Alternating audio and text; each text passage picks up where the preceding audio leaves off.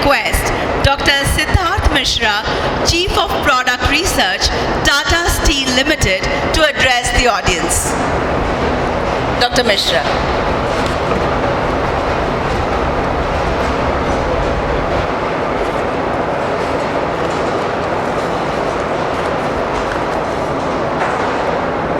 Good morning. Shri Ajay Bhatt, Honorable Minister of State for Defence, Government of India, Shri Pradeep Goyal, Chairman MET and HTS 2022, Dr. Samir Kamath, Secretary Department of Defence R&D and Chairman DRDO, dignitaries on the dais, all attendees of MET and HTS 2022, ladies and gentlemen, a very good morning to all of you. As I'm invited to speak in this international conference, I would begin by saying that the Indian iron and steel industry has matured well over the past century.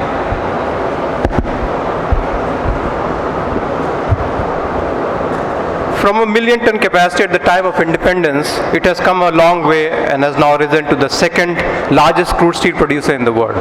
Last year, our country produced over 118 million tons of crude steel.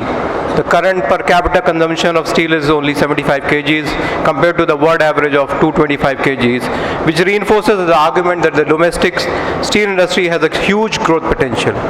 To meet the projected crude steel requirements of 300 million tons and increase the per capita consumption to 160 kgs by 2030, the domestic steel industry has to rise to this challenge.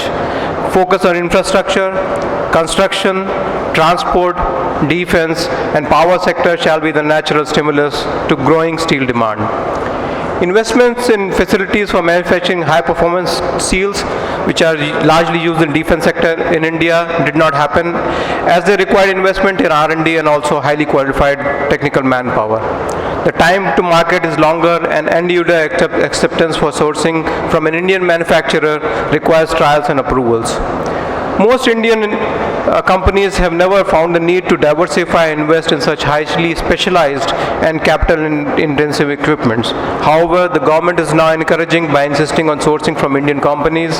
Considering the impetus given by the latest government policies and the support for Make in India, it augurs well for the private sector to play a more active role in this area. More and more companies have come to realize that the only way to economically and viably operate is environmentally and socially responsible manner. The themes of climate change, resource scarcity, and energy efficiency strongly resonates that the manufacturing industry as they grapple with these topics in their day-to-day business. Waste management through systemic and scientific utilization of industry waste in agriculture, construction, and other applications needs to be explored. Using today's knowledge and a best guess of the future, Tata Steel is guiding its efforts in developing technologies for tomorrow. As the world recovers from the COVID-19 pandemic, the focus on sustainability is at the forefront, with a significant amount of global stimulus directed towards green technology. It emerges that working on technologies such as decarbonization, carbon capture, storage and utilization, and technologies for recycling and extracting value from low-grade ore and waste will be a positive step in implementing the goal of green steel production. Investing in technologies to support the construction segment in India, a segment which is bound to fuel the development of the nation. We also believe that hydrogen economy, which includes generation, use, storage and transportation, will accelerate the future growth. Similarly, mobility sector is evolving rapidly in terms of its needs and application. High-strength lightweight steels and material for mobility of the future, such as electrical vehicle, including batteries, is one such example.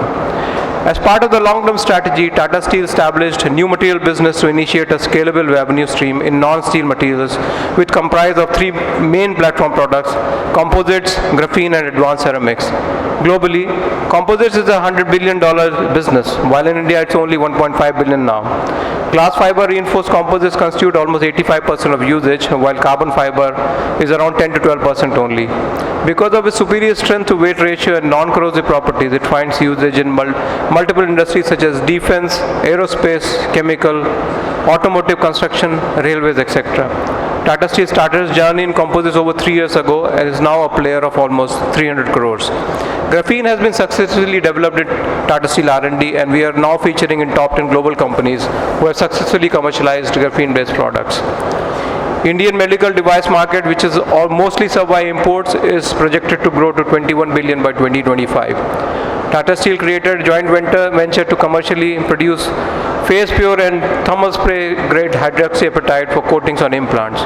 Work is also on commercializing collagen and various other medical materials in near future.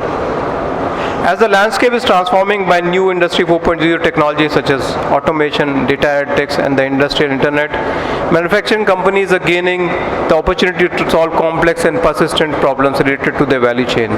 The recent advances in big data and powerful analytics means that systems can drive to the huge set of data and produce insights that can be acted upon quickly, almost in real time. Further, the communications infrastructure backing this up is secure enough to be used in heavy industries like steel.